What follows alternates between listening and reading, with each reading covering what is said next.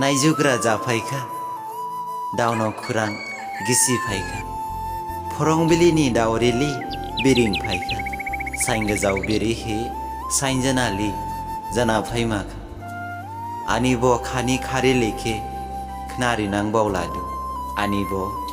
माया माखे निन्थानेयाव फानां बावलादु दाव मेसेर बजरजां दावबायदु हाग्रा लिंनि मिसाइसा मागिनजां सामजिदु हाख्लि जनि खिम मोजां खिमबो बारफायखा मोजां सिसि बनजु मान्देर बंफांबो बारफायखा जावलेले नखासावनि दाइंजाना लिखे निन्थाने लाबुनां खिमलिंनि मिदिम बाहाय दंबासि जेबहे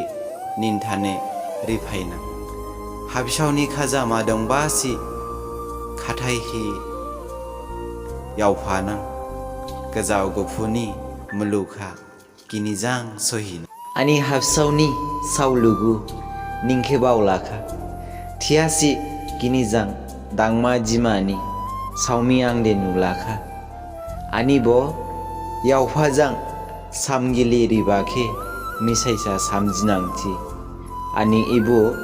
थियासिनि हामजावमाखे खाजां मुजां निंया जावनांथि हैप्पी प्रपोज डे क्रिप खिबलुगराव एन जुथाय इबो थाइरिलिनि रेबिया जाखा मन्स्रि प्रजेन दावलागुपु इबो थाइरिलिखे निजे क्रिप वो हामजाव खादे शेयर खलाय ओदे आनि चैनल के